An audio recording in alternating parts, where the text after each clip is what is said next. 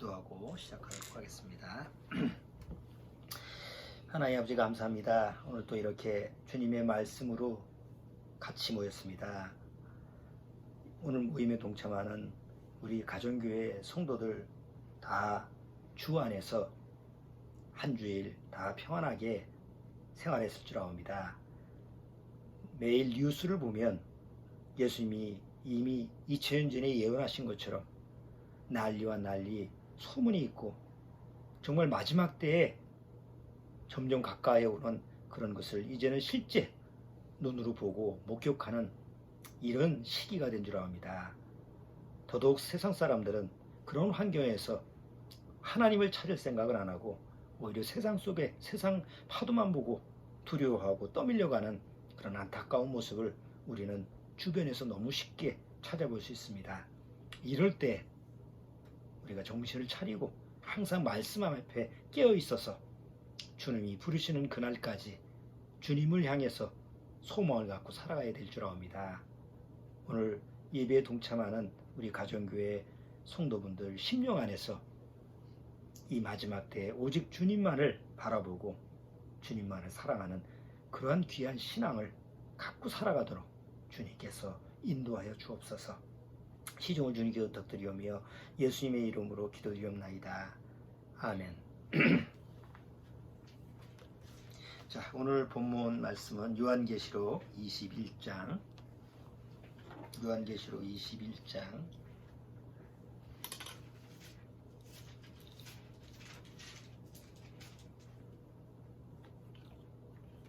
자, 1절서부터 요한계시록 21장 1절서부터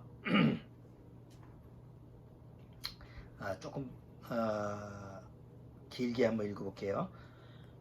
8절까지 요한계시록 21장 1절부터 8절까지 같이 한번 천천히 읽어보죠. 또 내가 새 하늘과 새 땅을 보니 처음 하늘과 처음 땅이 없어졌고 바다도 다시 있지 않더라. 또 내가 보매 거룩한 성새 예루살렘이 하나님께로부터 하늘에서 내려오니 그 예비한 것이 신부가 남편을 위하여 단장한 것 같더라. 내가 들으니 보좌에서 큰 음성이 나서 가로되 보라, 하나님의 장막이 사람들과 함께 있음에 하나님이 저희와 함께 거하시리니 저희는 하나님의 백성이 되고 하나님은 친히 저희와 함께 계셔서 모든 눈물을 그 눈에서 씻기심에 다시 사망이 없고 애통하는 것이나 곡하는 것이나 아픈 것이 다시 있지 아니하리니 처음 것들이 다 지나갔음이로라.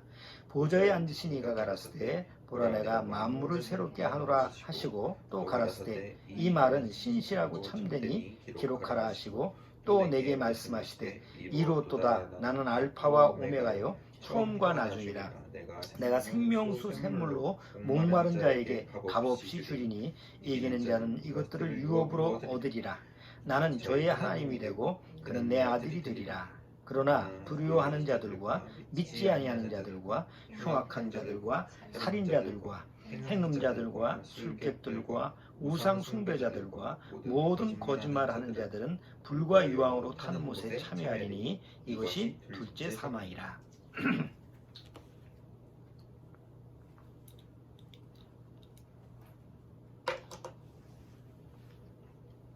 자, 오늘 설교 제목은 언컨택트와 사후세계입니다.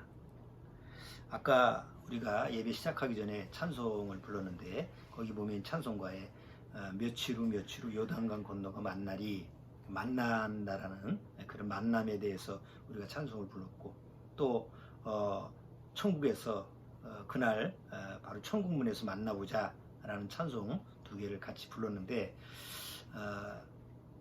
우리가 보통 보면 그 살았을 때 우리가 이 세상에 살면서 가장 중요하게 그 여기는 것이 뭐냐면 만남이라는 거죠.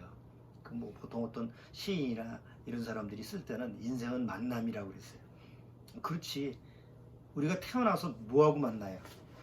엄마 뱃속에서 태어나서 물론 일단 부모를 만나는 거지. 엄마 뱃속에서 내가 잉태가 됐을 때 이미 그것은 부모와의 만남이 이루어진 거고, 그 다음에 세상에 나오면 세상과 만남이 이루어지는 거고, 그리고 친척, 가족, 친구, 그 다음에 뭐 이웃, 그리고 세상 살아가면서 늙어 죽을 때까지 계속 연이어 만남이 이루어지죠.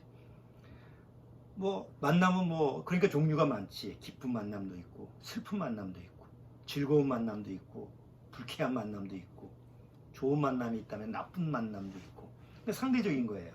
또 두려운 만남도 있고 무서운 만남도 있고 그렇잖아요. 뭐 악인 강도들하고 만나면 무서운 만남이 있고 또 뭐 우연치 않게 우연한 만남도 있고 또 어떤 경우에는 만나지 말았어야 할 그런 만남도 있고 또 뭐 어긋난 만남 그렇죠? 그럼 요새 성추행 때문에 시장이 성추행 때문에 난리가 나는데 뭐 만나지 말았어야 될 그런 만남 그것 때문에 인생을 또 망치는 이런 경우가 뉴스에서 우리가 자주 보는데 그게 이제 여태까지 우리 인생 살아가면서 세상에서 역사하는데 그게 코로나19 사태에 의해서 딱 정지가 되어버렸어요. 대면 사회에서 만남이라고 하는 것은 그건 필수적인 거지. 만나기 때문에 뭐가 일이 이루어지지. 안 만나면 절대 일이 안 이루어지는 사회가 옛날에 우리 대면 사회예요. 그렇잖아요. 뭐 일을 하려고 해도 누구하고 만나야 되고 또 뭐 행사를 하려고 해도 만나야 되고 또 뭐 뭘 추진하든지 뭘 세상에서 하려면은 꼭 만나야 되는 게 그게 세상 그 이치인데 코로나19 때문에 그 만남이라는 것을 할 수가 없게 됐어요. 그리고 이제 한 거의 지금 한 6개월 정도 지났는데 점점 사회는 이제는 비대면 사회로 가버려. 옛날에는 상상할 수 없는 일인데 올해 2020년 들어와서 비대면 사회, 언컨택트 사회가 가능하구나라는 것이 사람들한테 인식이 되기 시작한 거예요. 옛날에는 안 만나면 안 되는 일이잖아.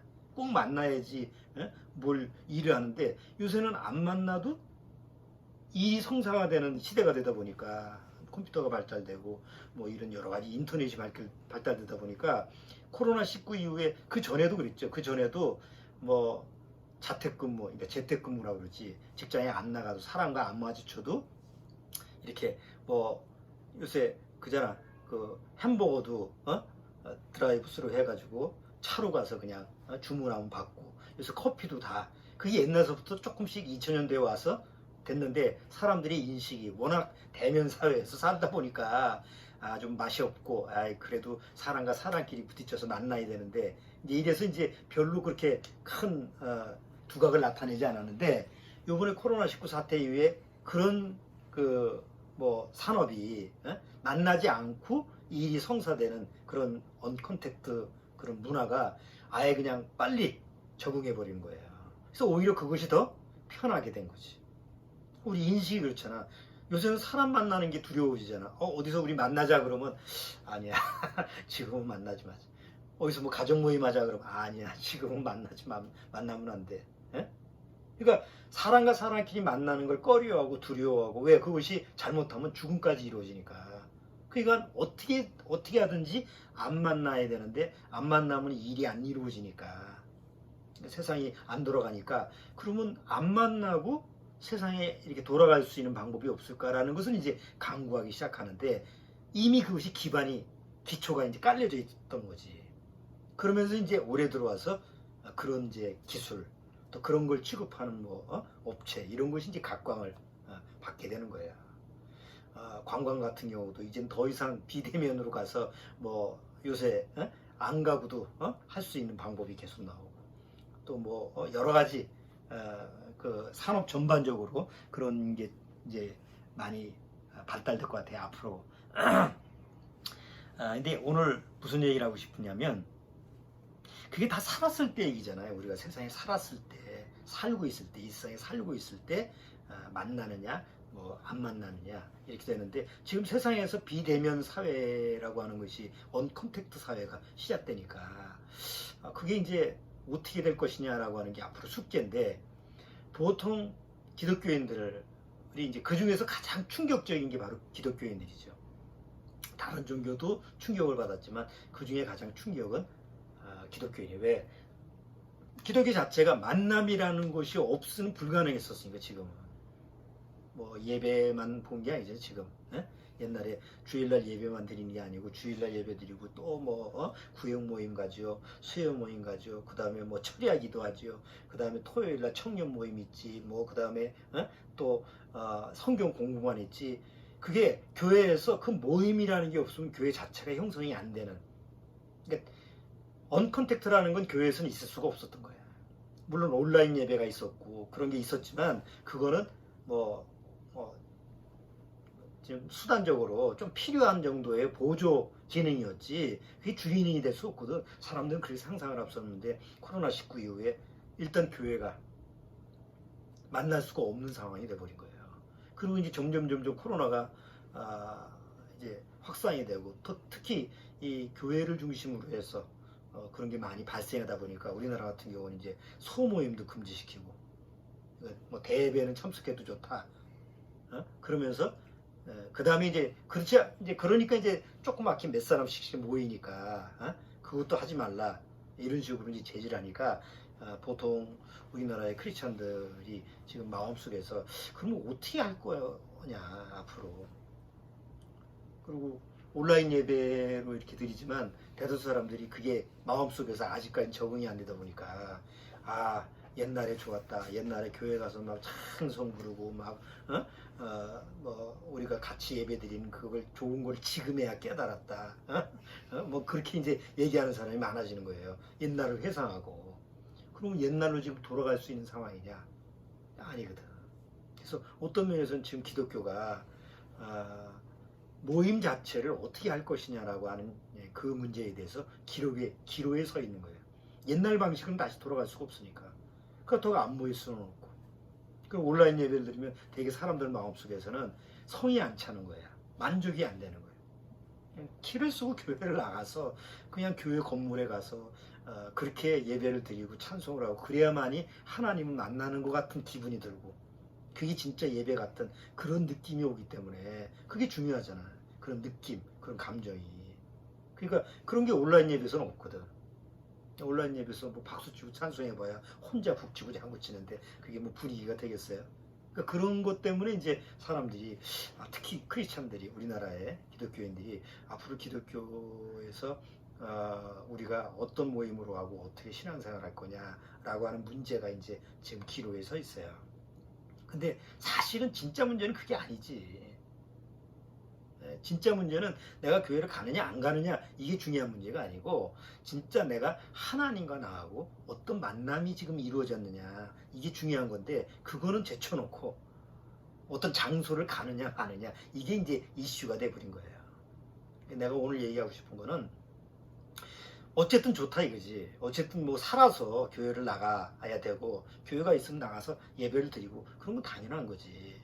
그런데 이제 그것은 우리가 살았을 때 얘기고 죽은 이후에는 누구를 만날 것이냐, 죽은 이후에는 어디서 만날 것이냐, 죽은 이후에는 어떻게 만날 것이냐, 죽은 이후에는 누구를 만나고 싶냐 이런 문제를 한번 생각해 보자는 거지. 한 번도 그런 걸 생각하는 사람이 없잖아. 그건 죽은 이후 문제니까.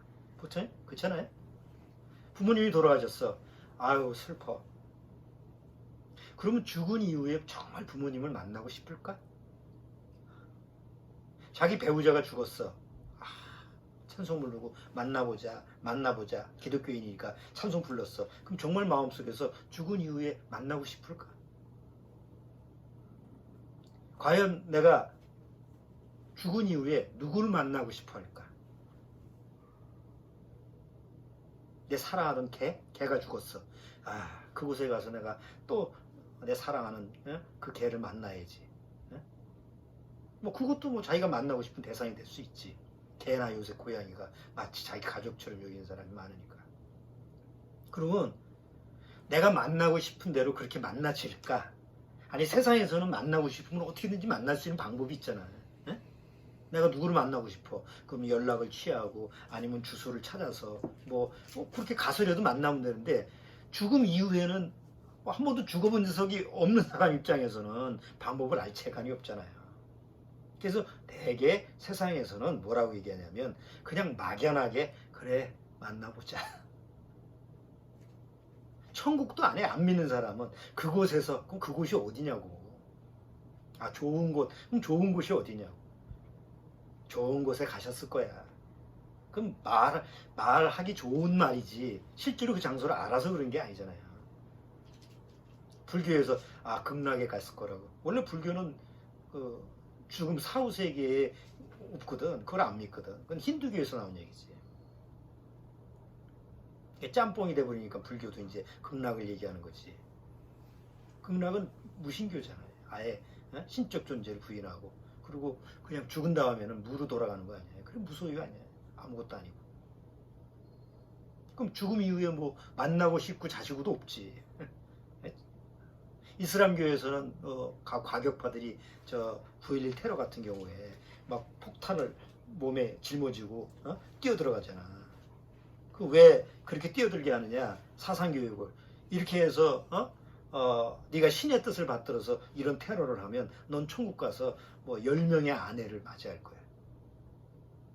그 사람들이 생각하는 천국과는 누구하고 만나는 거야? 세상하고 똑같아. 일부 닫혀지니까 거기는. 그래. 거기서도 여자를 많이 거느리고 살 수 있는 거야. 그러니까 그런 식의 개념. 죽음 이후에 과연 누굴 만날 것이고, 누구를 만나고 싶고, 뭐 구체적으로 어디서 어떻게 만나냐 이런 거는 몰라. 그냥 상상적으로 그냥 좋은 곳에서 그냥 부모님 만나고 싶다. 뭐 자기 형제들 만나고 싶다. 뭐 어디서 만날 건데 몰라. 하여튼 뭐 언젠간 만나겠지.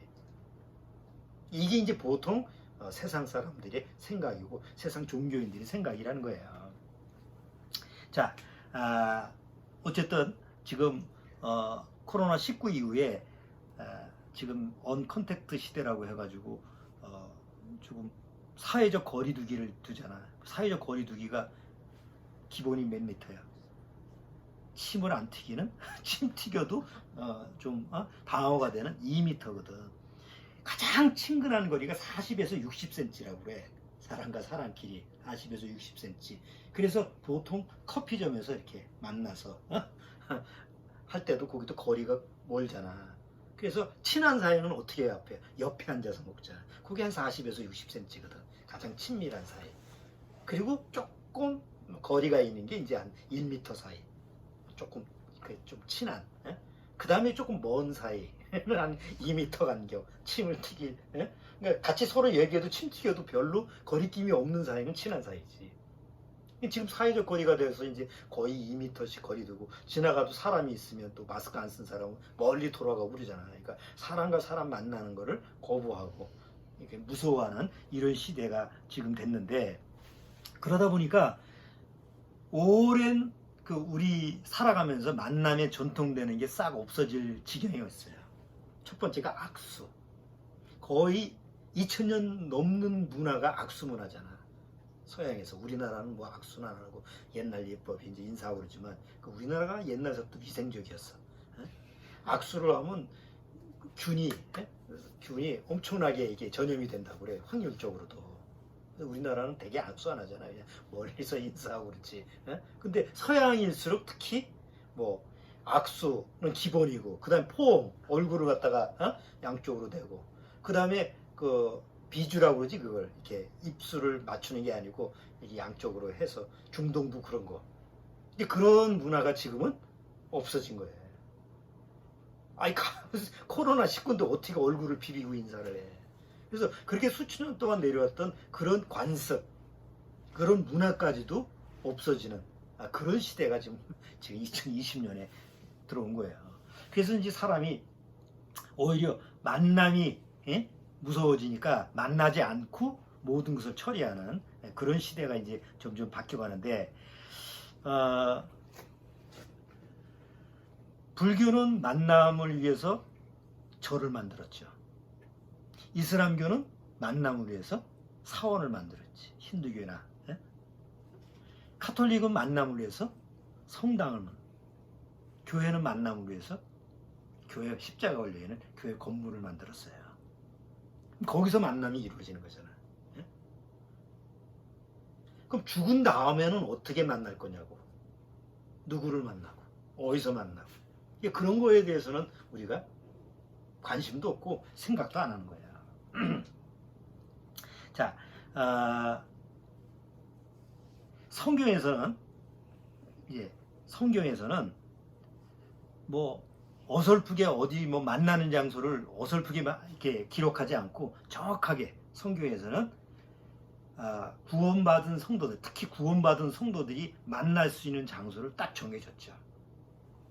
신약 시대에 와서 그게 어디예요? 지금 대다수 크리스천들이, 기독교인들이, 이제 거듭나지 못한 기독교 종교인들이 교회를 가느냐 안 가느냐, 뭐 온라인 예배가 진짜 예배냐 아니냐 이런 거 가지고 논란이 되는 이유는 하나님을 어디서 만나느냐. 그러니까 하나님은 교회에서 만나는 거라는 인식이 딱 박혀있기 때문에 그래요. 그렇잖아. 우리가 보통 교회 가면 좀 정숙하고 함부로 행동하지 않고 이러죠. 근데 교회 문만 밖에 나오면 뭐야? 내 멋대로 살잖아. 에? 그럼 뭐 그런 인식 자체가 암암리 우리 마음속에서 하나님은 어디에 계시는 거예요? 교회라고 하는 어떤 장소에 갇혀 계시는 것처럼 착각을 하는 거예요. 근데 성경에서는 하나님이 어디에 계셔요? 무소부재의 하나님이잖아. 무소부재. 없는 곳이 없어. 하나님은 어디나 계신 곳이야. 내가 화장실 가도 있고, 내가 아주 은밀한 곳에 가도 있고. 시편 기자가 그렇잖아. 내가 아주 땅속 깊은 곳에 가 있을지라도 하나님이 거기 계시고, 내가 하나님을 피해서 어디 하늘 끝에 가 있을지라도 하나님이 계시다고. 그러니까 하나님은 무소부재의 하나님인데, 보통 거듭나지 못한 사람들의 마음속에서는 하나님은 교회에 계셔. 내가 그러니까 교회 가서 길을 쓰고 교회 가서 하나님을 만나야지, 이런 생각을 이제 가지고 있는 거지. 자, 근데 성경에서는 특히 신약 시대에 와서, 뭐 구약 시대는 유대인들한테 예루살렘이라고 하는 장소, 성전이 있었던 장소를 지정해 줬지만 신약 시대에 와서는 딱 정해준 데가 있어요. 그 어디예요? 예수님이 제자가 12제자죠. 가룟 유다는 죽었고, 예수님의 이제 거기다 이제 사도 바울을 이제 포함하는 이제 12제자로 한다면, 예수님을 쫓았던 제자들이 어느 날 불교 그 석가모니의 제자처럼, 마호멧의 제자처럼, 아니면 힌두교나 다른 종교의 제자처럼, 신자들처럼 자기들의 신을 위해서 뭘 만든 사람도 있었어요. 예수님의 제자들 중에서. 베드로가 뭐 예수님을 위해서 뭐 만들고, 사원을 만들고, 교회를 만들고, 그런 기록이 없죠. 그럴 뻔은 했지. 예수님 변화산상에서 베드로하고 요한을 데리고 갔는데, 예수님 변화하는 모습을 보고 베드로가 뭐라고 그랬어요? 여기서 초막 셋을 지겠습니다. 이렇게 할 때 하나님이 뭐라고 해요? 오직 내가 보낸 내 아들의 말을 들으라고 그러잖아. 그러니까 그 이후에 성령 받고 나서 예수님의 제자들 누구든지, 그 제자들 중에서 누구도 예수님을 위해서 뭘 하나 만든 적이 없어요. 뭐 사당 하나 만든 적이 없어요. 만약에 그걸 만들었다면 기독교도 불교처럼 그런 식의 모임, 만남의 장소가 딱 정해져 있을 거예요. 근데 제자들은 그러질 않았어요. 왜 그랬을까? 이미 하나님이 만날 수 있는 장소를 딱 정해졌죠. 그게 어디냐면 뭐뭐 안에서야. 그리스도 안에서, 주 안에서, 성령 안에서, 하나님 안에서. 그게 신약에 계속 반복돼서 나와요. 주 안에서라고 하는 단어가 신약에 226개가 나오고, 그리스도 안에서라고 하는 그 단어가 118개가 나오고, 성령 안에서가 15번 나오고, 그 안에서 뭐 이렇게 계속 신약 성경에서는 장소가 정해 있는데 그 아니야. 근데 그게 보이는 곳이에요? 보이지 않는 곳이에요? 보이지 않는 곳이야. 근데 거듭난 사람은 보이지 않는 곳이 보여. 거기가 어딘지를 알아. 왜? 그 안에 있으니까. 근데 거듭나지 못한 사람은 그걸 모르는 거예요. 뭐 성경에 보면 그 안, 그리스도 안, 주 안, 그런 게 있는데 그 안에 들어가 본 적이 없으니까, 그게 실질적으로 내가 적용이 되지 못하니까 결국 그것을 대처할 수 있는 게 눈에 보이는 건물이 되는 거예요. 그러니까 사람들 마음속에서 내가 그리스도 안에 있어, 내가 주님 안에 있어, 거듭나고 나서 내가 정말 예수 그리스도 안에 있으면 교회를 가느냐 안 가느냐라고 하는 게 주안점이 되는 게 아니라는 거예요. 뭐 온라인 예배를 드리느냐 아니면 직접 모여서 드리느냐 이게 1차가 되는 게 아니에요. 그건 2차선이야. 뭐 코로나19 때문에 뭐 위험하다 그러면 뭐 어쩔 수 없지. 대체적으로 지금 안 만나고 이렇게 온라인으로 할 수도 있지. 그렇다고 해서 큰 일이 되는 게 아니거든. 근데 또 상황이 돼서 뭐 이렇게 모일 수 있는 상황이 됐다, 안전하다 그런 상황이 되면 같이 모이면 되지. 근데 그것이 중점이 아니라는 거지. 그렇게 모이든 온라인으로 모이든 중요한 것은 내가 어디에 있다? 이미 그리스도 안에 있다. 나는 주 안에 있다. 나는 성령 안에 있다. 이게 실질적으로 경험이 돼야 된다는 거죠. 그걸 어떻게 경험하죠? 교회를 왔다가 하는 것이 주 안인가? 그건 아니죠. 그러니까 성경을 통해서 신약 성경에 보면 그리스도 안에 있다는 게 뭐냐, 주 안에서 성령 안에서 이게 구체적으로 설명이 돼 있으니까 거듭난 사람은 그 내용을 잘 알게 되는 거예요. 그걸 누가 제일 잘 알았냐면 예수님의 제자들이 잘 알았던 거지. 예수님이 항상 같이 계셨을 때는 별 문제가 없었는데 예수님이 십자가 죽고 부활하신 다음에 아무도 없잖아. 그러니까 당황을 하지. 이거 어떡하지? 근데 예수님이 이미 십자가에 돌아가시기 전에 제자들한테 뭐라고 그랬어요? 내가 네 안에, 너희가 내 안에 있을 것이다. 성령이 오면 항상 너와 함께 할 것이다. 그러니까 어디에 함께 있겠다라는 장소를 정해줬잖아. 근데 그거를 사도들이 몰랐다면 또 다른 장소를 만들었을 거예요. 그런데 어느 날 이제 성령 받고 나서 제자들이, 거듭난 제자들이, 그것이 뭐가 심령 안에 뭐가 적용이 됐어요. 주님이 지금 안 계셔도, 눈에 안 보여도 바로 주님은 내 안에 있어. 나는 어디 안에 있어? 나는 주 안에 있어. 그래서 사도 바울이 기록한 내용을 쭉 보면 그리스도 안에 있는 누구? 주 안에서 내가 무난하노라. 내가 주 안에서, 너희가 그리스도 안에서, 계속 어디 안에 있다라고 하는 걸 중점적으로 기록하거든. 그러니까 이걸 알면 어떤 모임이 외형적으로 있든 없든 그것이 문제가 되질 않잖아. 그러니까 초대교회 때는 너무 핍박이 심하니까 지금처럼 교회 건물이라는 게 있을 수가 없죠. 그러니까 처음에는 각 가정집에서 모였어. 가정교회로. 그래서 사도 바울이 각 가정교회를 신방하는 것이 쭉 사도행전이나 이게 신약 서신서에 나오죠.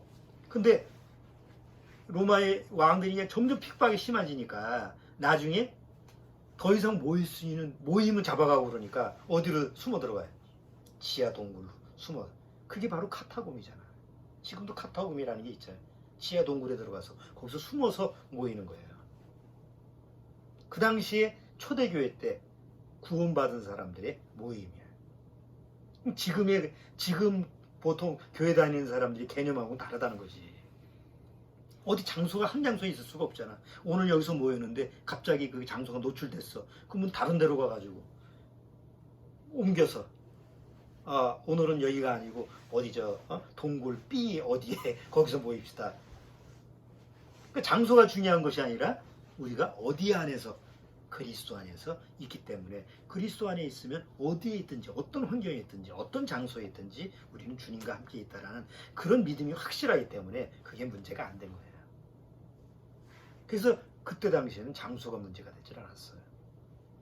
그리고 점점 그게 확산이 되는 거예요. 크리스찬들이 점점 잡아 죽이고 막 원형 경제에서 사자 밥이 되고 막 그러면 숫자가 줄어들어야 되잖아. 근데 숫자가 줄어들지 않고 점점 늘어나는 거예요. 왜? 로마는 점점 피폐해지고 더 타락해가고, 사람들은 점점 피폐하고 타락할수록 조금 마음속에서 좀 선한 걸 사모하거든. 그러니까 오히려 지하 동굴에서 예배를 드리고 좀 경건한 모습을 취하는 그런 크리스찬, 진짜 구원받은 사람들을 동경하는 사람들이 점점 늘어나고, 그러니까 그런 와중에 313년 이제 BC 3세기에서 누가 로마의 황제가 돼요? 콘스탄틴 황제가. 콘스탄틴이 이제 로마를 정복하게 되지. 그때 콘스탄틴이 313년에 기독교를 공인을 해. 정식으로 국교로 삼아주겠다. 그러니까 로마의 그 당시 국교가 기독교가 아니고 어떤 종교든지 핍박을 하지 않고 다 믿어라. 특히 교회, 기독교인들은 이제는 공개적으로 나와서 숨어서 예배드리고 신을 믿지 말고 나도 하나님 믿을 테니까 너희들도 공개적으로 믿어라. 대신 장소를 정해준 거예요. 그 장소가 지금의 카톨릭의 성당인 거예요. 그러니까 사람들로 모이게 하니까 작게 조그맣게 옛날 가정교회처럼 그렇게 지으면 안 되잖아요. 거대하게 짓고 사람들한테 모형물이 돼서 거기에는 뭔가 형상화된 그런 우상적인 모습들이 있지. 그래서 보통 요새 로마 성당, 뭐 요새 문제가 된 소피아 성당, 뭐 이런 각 지역의 성당은 정말 그 안에 보면 아주 신성한 그런 그림들, 또 옛날에 그것도 유명한 그런 그 예술가들이 거기다가 그냥 조각을 하고 그림을 그리잖아요. 왜? 사람들로 하여금 그 장소에서 모여서 하나님을 만나게 한 거예요. 일부러. 그럼 거기에 하나님이 계시냐고. 사도행전 10절 뭐 하나님은 사람의 손으로 지은 전에 계시지 아니하다고 그러잖아. 그런데 이제 AD 313년에 콘스탄틴이 기독교를 공인하고 나서 정식으로 너희들 공개적으로 마음대로 하나님을 믿되 아무 데서나 믿지 말고 이제는 이 건물에서 믿어라. 그리고 내가 관리하겠다. 그리고 그 관리자로 교황이라는 파더지. 영어로 파더가 뭐야? 아버지 아니야. 아버지를 정해줄 테니까 그 아버지를 대신 통해서 하나님을 믿으라. 그게 지금 카톨릭이 전신이 된 거죠. 자, 그리고 나서부터 뭐가 지어지기 시작하는 거예요? 각 지역에. 교회가 지어지기 시작해요. 지금처럼 카톨릭 교회가 지어지기 시작하는데 다 어마어마하게 지어요. 그 유명한 스페인의 그 뭐지? 페밀리다? 사그라다? 그 성당 보통 200년 넘게 지금 짓고 있지 계속. 왜 그렇게 지어? 인간의 손, 공로, 뭐 신을 위해서 그 노력.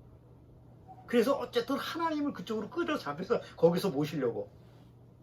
그리고 사람들이 그런 멋있는 사람들의 손에서 멋있게 차려진 그런 성당 들어가 보면 위압감에 빠져서 아 여기 신이 계시는구나 이런 느낌이 들도록 조명도 아주 어두컴컴하니 빛이 앞에서 나오게 이렇게 이제 만들어지면서 종교가 된 거지. 일반 종교하고 다른 차이점이 없잖아요.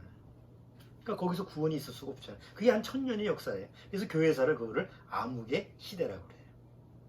교회는 있는데 정치와 종교가 하나가 돼서 결국은 거기는 뭐 성경도 사제만 읽을 수 있고 뭐 보통 사람은 성경도 못 읽고 그냥 종교 형태만 남는 게 암흑 시대였는데 17세기, 16세기 와서 종교개혁이 일어나죠. 종교개혁이 일어나서 다시 성경으로 돌아가자. 다시 성경으로 돌아갔어. 그래서 거기서 구원받은 사람은 그런 큰 교회 가지 않고 가정교회로 또 모이기 시작한 거예요. 옛날 초대교회처럼. 또 어디 소모임, 왜냐하면 핍박이 있으니까. 그러니까 어디 소모임이나 조금 작은 장소나 비밀 장소에서 이게 모이기 시작하다가 이제 19세기에 와서 종교개혁이 일어나서 많은 사람이 성경을 가지고 구원받고 그러다 보니까 많은 사람이 모인 장소가 또 필요했던 거야. 그래서 세워지는 게 이제 뭐야? 캐톨릭 교회 그 성당처럼 교회 건물이 본격적으로 또 그렇게 보이는 건물화된 것이. 그리고 19세기 들어와서 점점점 교회는 어떻게 돼요? 캐톨릭 교회처럼 교회가 건물화되고 사람들은 그 건물이 마치 하나님이 계신 장소라는 걸 알고 거기 아니면 뭐 예배를 드릴 수 없는 그런 식의 모습으로 또 전락해버리고 난 거예요. 자, 그러면 이 만남이라고 하는 기독교 종교 내에서 만남이라고 하는 것은 사실 그리스도 안에서 너희가 만난다라고 하는 성경에 대해서는 무시하고 그냥 외형적인 껍데기에 있는 그런 눈에 보이는 그런 장소에 거기서 모여가지고 만나는 걸로 지금까지 지속해 온 거예요. 문제도 많고 탈도 많지, 그렇잖아요. 교회 대형화, 뭐 빚져가지고 교회를 그냥 줬는데 지금 부도 나서 도산하는 교회가 한두 교회가 아니에요. 조그만 교회는 그렇다 쳐. 그 많은 수많은 빚 내가지고 그렇게 건물을 멋있게 지었는데 사람들이 안 오면 그걸 어떡할 거야. 그 건물은 뭐 했을 거야 또. 공장으로 돌리지도 못하고. 근데 지금 비대면 사회가 돼서 이젠 돌아갈 수가 없으니까. 이제는 옛날 방식으로 이렇게 만나가지고 수많은 사람이 모여가지고 찬송하고 이런 시대가 이제 돌아갈 수가 없어요. 그럼 어떡할 거냐. 또 다른 방언을 마련하겠지. 또 다른 방식을 마련하겠지. 그렇지만 성경에서 나오는 하나님이 정하신 장소가 아니면 그 만남은 사실은 하나님 앞에서 인정되지 않아요. 이제 우리나라는 모임 금지가 생기고 또 만약에 소모임을 했다가는 걸리면 벌금 300만 원을 부과한다고 그러고 점점 그런 식으로 이제 모이는 것을 방지하다 보니까 거듭나지 못한 입장에서는 점점 마음이 어떻게 됐어요? 멀어지게 돼 있지. 자, 성경에서 하나님이 다른 종교는 뭐 놔두고 기독교, 특히 성경을 중심으로 하는 기독교에서 하나님은 애초서부터 하나님을 만나는 장소를 인간이 스스로 만들지 못하게 하나님이 정해줬죠. 하나님이 이스라엘 민족을 백성으로, 자기 백성으로 선택하고 나서 하나님이 너와 나와 만나는 장소가 여기다. 이게 바로 성막이죠. 처음에 성막, 텐트. 그러다가 다윗 왕 때 와서 하나님이, 다윗 왕이 하나님이 계신 전을 좀 만들고 싶다 그러니까 너 말고 네 아들한테 맡기겠다 해서, 그래서 만들어진 게 예루살렘 성전이에요. 그래서 하나님은 그곳에서라는 게 정해놨어요. 역대하를 한번 보세요. 역대하. 구약의 역대하.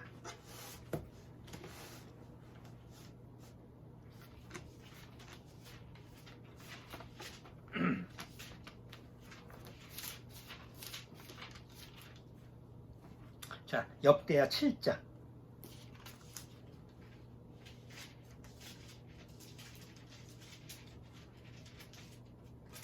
자, 역대하 7장. 자, 11절서부터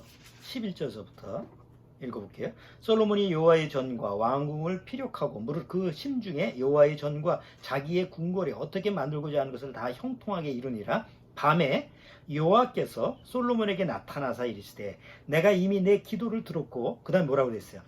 이곳을 택하여 내게 제사하는 전을 삼았으니. 그 다음에 15절에도 15절 이곳에서 하는 기도에 내가 눈을 들고 귀를 기울이니.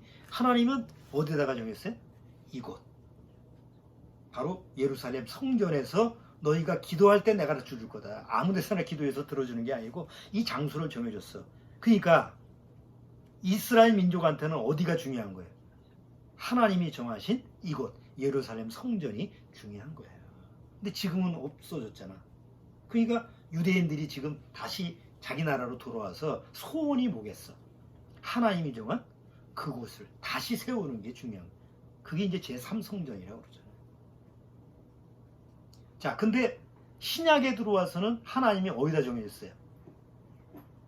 예루살렘. 구약에서는 이곳이라고 하는데 이스라엘 민족이 우상을 섬기고 하나님의 말씀을 불순종했기 때문에 하나님이 예언을 했지.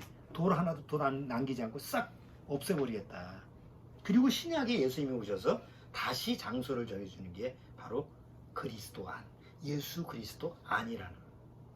그러니까 누구든지 예수 그리스도 안에 있으면 하나님과의 만남이 이루어지는 거예요. 그 만남은 죽기 전에, 살아생전에도 이루어지고 죽은 이후에도 이루어지는 거예요. 이 말은 무슨 말이냐면, 구원받으면 하나님과 절대 언컨택트라는 게 이루어질 수가 없어요. 항상 컨택트야. 구원받기 전에는 항상 하나님과는 언컨택트야. 하나님과는 비대면이야. 구원받지 못하고 내가 교회 열심히 나가고 뭐 집사, 권사, 장로, 목사, 하랍이라도 구원받지 못하면 하나님과 나 사이에는 뭐가 가로막혔어요? 죄가 가로막혔기 때문에 언컨택트라고. 만날 수가 없잖아. 코로나19에 사람과 사람끼리 거리 두는 건 중간에 뭐가 있어요? 코로나19라는 바이러스 때문에 우리가 거리를 두게 하는 거잖아. 그러니까 하나님과 나하고 죄라는 장벽이 있으면 절대 만날 수가 없는 거예요. 그래서 하나님과 거듭나지 못하면 살아서도 하나님과 언컨택트고 죽어서도 언컨택트야. 하나님과 만날 수가 없어요. 그러면 살아서도 항상 죄하고 대면하고 죽어서도 죄와 대면하는 게 거듭나지 못한 사람의 만남이야. 그러니까 어떤 만남에 대해서 초점을 맞추느냐. 그냥 사람과 사람끼리 세상에서 만나는 건 아무것도 아니에요. 그거는. 중요한 건 하나님과 나하고 만남이라는 게 이루어지느냐 안 이루어지냐죠. 중요한 거는. 자, 아까 처음에 서두에 얘기했는데 내가 죽은 다음에 누굴 만나고 싶어요? 어머니 아버지가 일찍 돌아가셨어. 그러면 어머니 아버지 만나고 싶어요. 어디서 어떤 환경에서 만날까? 만나는 것 자체만 생각하면 뭐 그냥 막연하게 만나면 좋겠다 하지만 만남이라는 건 막연한 게 아니잖아. 사실이잖아. 에? 내가 누구하고 전화를 해서 약속을 했어. 그러면 어디 커피숍에서 만납시다. 응? 그러면 그 만날 때 그냥 대충 가서 막연하게 만나는 게 아니잖아. 그 사람과 어떻게 만나고 내가 어떤 복장을 차리고 어떤 마음으로 또 만나서 무슨 얘기를 하고 이게 다 그 안에 내용이 들어가 있는 거 아니야? 근데 죽은 다음에는 그냥 막연하게 생각하는 거야 사람들이. 왜? 모르니까. 근데 성경에는 내가 구체적으로 죽은 다음에, 죽기 전에 얘기 아니에요. 죽은 다음에 누구를 만나도 어떻게 만날 거냐, 어떤 환경에서 만날 거냐, 어떤 관계로 만날 거냐라는 걸 구체적으로 성경에서 기록하고 있다는 거지. 이런 책은 어떤 종교책에도 없어요. 불교 책에도 죽은 다음에 어떻게 만날 것인지, 이슬람 책에도, 또 무속인 책에도, 세상에 뭐 어떤 도덕 윤리 책에도 죽은 다음에 구체적으로 어떻게 만날 것이냐라는 내용을 기록한 종교서적은 없어요. 성경에만 있어요. 한번 보죠.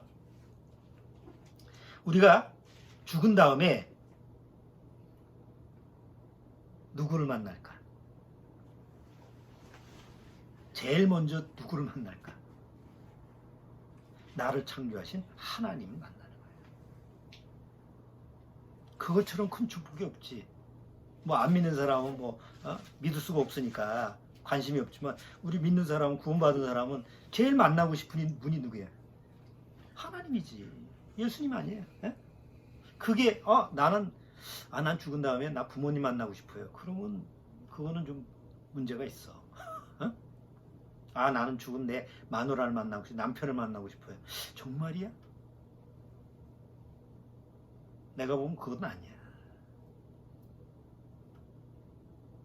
아무리 사이가 좋았다 하더라도 구원받고 나서 하나님 말고 누군가를 또 만나고 싶다 제 일로 그럴 수는 없어. 나를 구원하신 하나님, 나를 창조하신 그 하나님을 만나고 싶어 하는데, 자, 성경에는 어떤 환경에서 만날 거냐라는 것을 성경에는 자세히 기록했죠. 오늘 본문 읽었던 게 그래요. 내가 너와 함께 거하는데 내가 내 눈물에서 눈물을 제거하고, 거기에는 슬픔도 없고 고통도 없고 두려움도 없고 괴로움도 없고, 에? 그 환경이 그렇다는 거예요. 한번 생각해봐요. 내가 정말 너무 사랑하는 사람이야. 근데 사랑하는 사람인데 사막 한가운데서 만났어. 행복할까? 아무리 사랑하는 사람의 만남이라도 그 만남이 어떤 환경에서 주어지느냐라는 게 중요한 거잖아요. 그렇잖아요? 만나는데 화산이 폭발하는 화산지대에서 만났어. 그럼 자기 살기 바빠 죽겠는데 무슨 사랑의 관계를 나눌 거예요. 무서운 밀림지대에서 사랑하는 사람하고 만났어. 타자니? 무슨 영화 찍는 것도 아니고. 그럼 내가 죽은 다음에 하나님을 만나든 부모님을 만나든 뭐 형제를 만나든 사랑하는 내 아내를 만나든 남편을 만나든 죽은 다음에 누구를 만나든 중요한 것은 만나기 전에 그 환경이 어떤 환경인가 중요한 거예요. 근데 성경에는 어떤 환경에서 만난다고? 슬픔도 없고 고통도 없고 두려움도 없고 아픔도 없고 감각이 없다는 얘기가 아니야. 에? 정말 완벽하고 완전한 환경에서 만남이 이루어진다.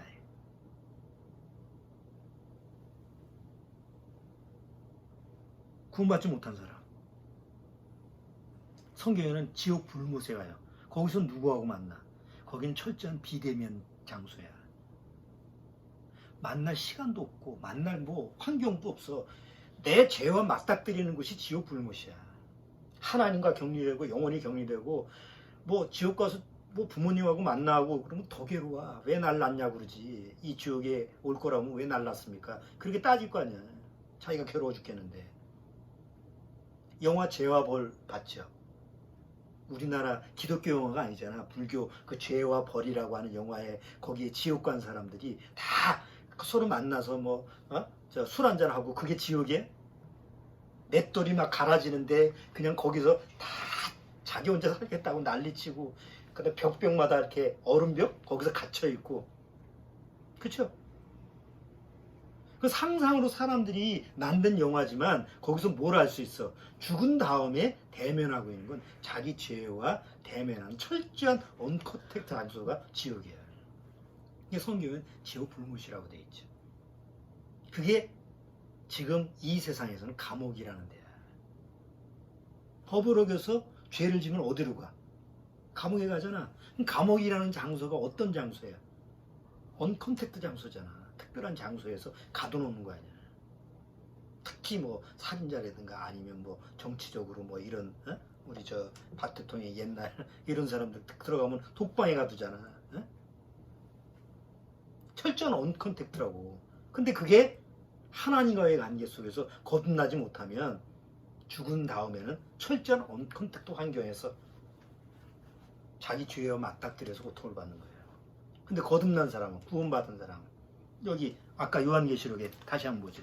요한계시록 21장.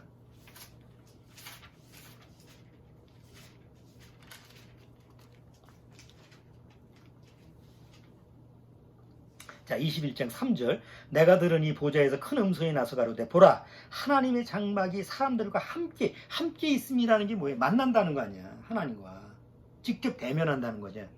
지금은 우리가 죄의 육신이기 때문에 만날 수가 없지. 직접은 그리스도 안에서는 만나지만 직접은 못 만나. 근데 어느 날 우리가 육신을 떠나면 하나님과 직접 만나는데 첫 번째 만나는 장소가 어디냐? 4절. 모든 눈물을 그 눈에서 씻기시며 다시 사망이 없고 애통하는 것이나 곡하는 것이나 아픈 것이 다시 있지 아니하리니 처음 것들이 다 지나갔으니라. 보좌에 앉으시니가 가랐을 때 보라 내가 만물을 새롭게 하리니.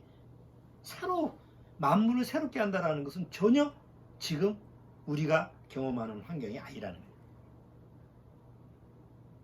자, 두 번째는 죽은 다음에 하나님과 만나든지 뭐 부모를 만나든지 누구를 만나든지 어떤 신분으로 만날 것이냐라는 게 중요해요. 자, 어차피 하나님과 만나요.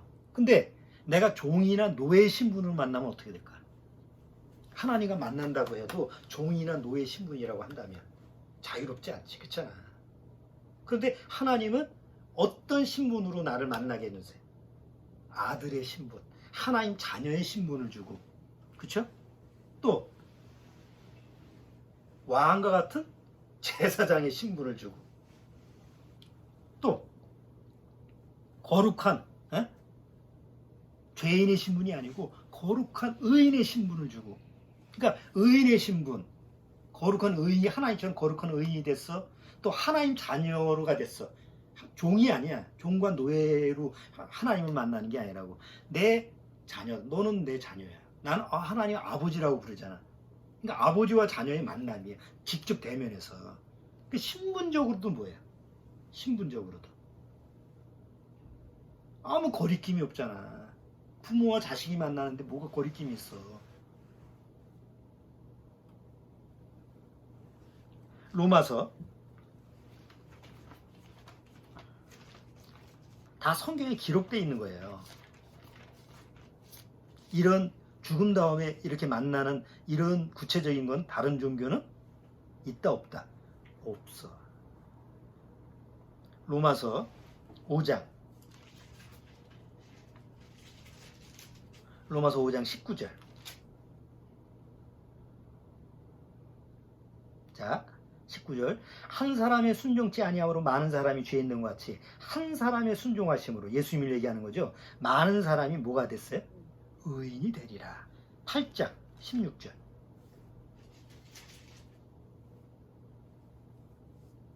8장 16절 같이 읽어보죠. 성령이 친히 우리 영으로 더불어 우리가 하나님의 자녀인 것을 증거하시나니. 또 요한복음 1장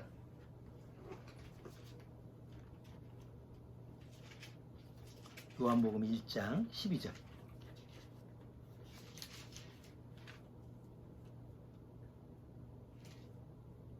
1장 12절 같이 읽어보죠. 영접하는 자 곧 그 이름을 믿는 자들에게는 하나님의 자녀가 되는 권세를 주셨으니. 그 다음에 베드로전서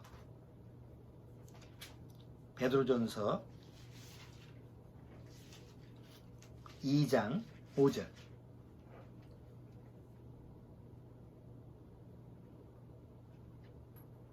자, 2장 5절 같이 읽어보죠. 너희도 산돌같이 신령한 집으로 세워지고 예수 그리스도로 말미암아 하나님이 기쁘게 받으실 신령한 제사를 드릴 거룩한 제사장이 될지니라. 아니, 하나님과 만나는데 일단 환경 자체가 완전한 환경이야. 에?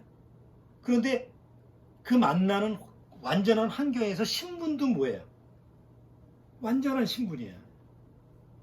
완전한 의인의 신분, 하나님의 자연의 신분, 그 다음에 제사장의 신분.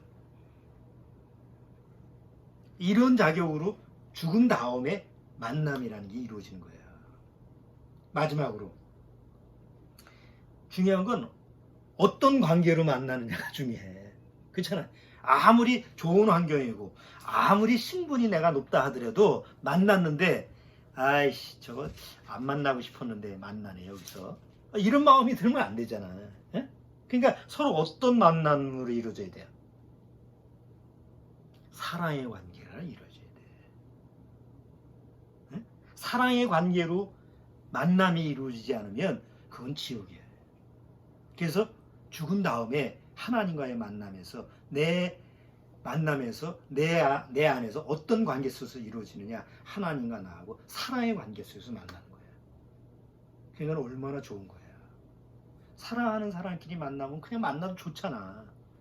근데 미워하는 사람끼리 만나면 그 시간이, 그 환경 자체가 아무리 좋아도 그거는 지옥이지. 요한일서 4장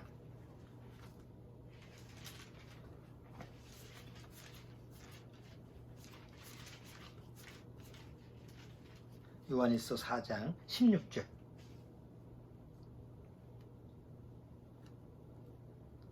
자, 16절부터 내가 읽어볼게요. 하나님이 우리를 사랑하시는 사랑을 우리가 알고 믿었노니 하나님은 사랑이시라. 사랑 안에 거하는 자는 하나님 안에 거하고 하나님도 그 안에 거하시느니라. 이로써 사랑이 우리에게 온전히 이른 것은 우리를 심판날에 담대함을 가지게 하려 함이니 주의 어떠하신 같이 우리도 세상에서 그러하니라.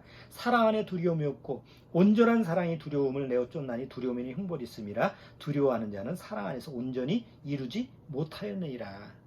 그러니까 하나님과 항상 어떤 관계가 이루어진 거예요? 구원받은 사람, 사랑의 관계가 이루어진 거예요. 그럼 죽은 다음에 하나님을 만났어. 부모를 만났어. 형제를 만났어. 친구, 이웃을 만났어. 그러면 그 죽은 다음에 그것이 완전한 만남, 정말 기쁘고 좋은 만남이 되려면 이 세 가지가 충족이 돼 있어야 돼요. 그게 부모든 자식이든 형제든 하여튼 죽은 다음에 만남이 제대로 이루어지려면, 완벽한 만남은 이 세 가지가 충족돼야 된다니까. 부모를 만나야 돼. 근데 부모를 만나고 보니까 어떤 환경이에요? 정말 완벽하고. 부모님 만나는데 또 지지고 볶고 거기서 또 죄의 문제가 일어난다면 안 되잖아요. 그러니까 죄가 완전히 해결된 상태에서 부모 자식도 만나야 돼. 형제 간에도 죄가 완전히 해결된 상태에서 만나야 돼. 그렇지 않으면 천국도 즐거운 곳이 아니야. 예를 들어서 다윗이 우리아하고 천국에서 만났어. 다윗이 누굴 죽였어요? 우리아를 죽였잖아. 우리아 안에 밧세바를 취하게 해서 우리아를 죽였잖아. 근데 여전히 죄의 문제가 남아있어서 천국 가는데 우리아하고 다윗하고 만났어. 어떤 만남? 그거 좀 어색한 만남이잖아. 그러니까 뭐가 처리가 돼야 돼? 죄가 처리가 돼야 돼. 비록 가해자, 피해자라 할지라도 천국에서는 더 이상 문제가 안 되게 죄가 처리가 돼야 돼. 다윗이 우리한테 그러겠지. 미안하다. 내가 할 말이 없다. 그렇지만 내가 죄인이었고 나도 죄인이었고 뭐 하나님 앞에서 죄를 회개하고 난 용서받았다. 너도 나를 용서해주라. 이미 다 용서됐습니다. 그리스도 안에서. 우리와도 그렇게 얘기를 해야지. 그래? 그럼 나도 여기서 만났으니까 내가 원수 갚읍시다. 그러면 어떻게 되고 천국이 아니잖아. 그러니까 내가 적어도 천국 죽은 다음에 누구를 만난다고 한다면 그 만나는 관계가 이런 관계가 형성이 되지 않으면 그 자체가 지옥이 됩니다. 근데 죽은 다음에 하나님은 우리의 만남을 그렇게 만들어 주신다는 거죠. 누구를 만나도. 그러니까 구원받아도 그게 안심이 되는 거야. 아, 구원받았는데 내가 누구한테 내가 해를 끼쳤는데 천국 가서 만나면 어떡하지? 이 또 거기서 보복을 당하면 어떡하지? 그런 문제가 생기면 안 되잖아. 그러니까 천국에서는 철저하게 뭐가 돼야 돼? 원수 사이였다 할지라도 거기서는 사랑의 관계로 만나야 돼. 그건 그리스도 안에서 뺏기는 안 되잖아요. 자, 정리를 해봅시다. 우리는 죽은 다음에 누구를 만나고 싶습니까? 만나고 싶다고 해서 만나지는 게 아니에요. 내가 거듭나지 못하면 철저하게 누구를 만나느냐? 죄와 만날 겁니다. 내 죄와 만나요. 그리고 그 죽은 다음에 그 장소는 철저한 언컨택트 장소. 내 죄와 당면에서 그 죄값을 치르는 지옥 불못을 만나는 게 바로 거듭나지 못한 종교인들의 모습이에요. 아무리 교회를 열심히 다녀도. 근데 거듭난 다음에는 정말 거듭난 사람이라고 한다면 이 세상에서도 그리스도 안에서 살고 육체가 벗어나서 죽음 이후에도 진짜 거기서는 완전한 환경에서 완전한 신분의 지혜를 갖고 완전한 사랑 가운데 속에서 진짜 하나님과 대면 컨택트 할 수 있는 그런 진짜 완전한 경험을 하게 되는 거지. 이게 우리한테 약속된 하나님의 약속이에요. 하나님과 너희들이 이렇게 만날 거다. 이거는 우리가 주장하는 게 아니라 어디에 기록된 거였어요? 성경에 기록된 거잖아. 우리는 성경을 믿는 사람이잖아. 이 사실을 정말 마음속에서 꼭 마음에 절대적으로 믿어야 될 줄 압니다. 우리 기도하고 마치겠습니다. 주님 감사합니다. 정말 우리가 하나님과 어떻게 만날 수 있습니까? 우리 의지나 노력으로 우리가 애를 써서 하나님을 만날 수가 없습니다. 비록 수많은 기독교 종교인들이 거듭나지 못했으면서도 하나님을 마치 만나는 것처럼 그래서 교회를 나가고 교회에 나가서 마치 그것이 하나님과 만나는 그런 장소인 것처럼 착각을 하는 사람이 너무나 많습니다. 그러나 그런 눈에 보이는 건물 장소 이전에 먼저 그리스도 안에서 하나님을 만나는 경험을 말씀을 통해서 실제로 해야만이 정말 진짜 주님이 말씀하시는 하나님과의 만남이 경험될 줄 압니다. 우리가 죽은 이후에도 하나님과의 만남은 이미 성경을 통해서 약속되어져 있습니다. 우리는 그 사실을 믿기만 하면 되는 줄 압니다. 아무쪼록 이 방송을 보고 있는 우리 가정교회 성도들, 정말 거듭난 우리 가정교회 식구들 마음속에서 이 사실을 반드시 믿음으로 소화할 수 있도록 주님께서 인도하여 주옵소서. 예수님의 이름으로 기도드립나이다. 아멘.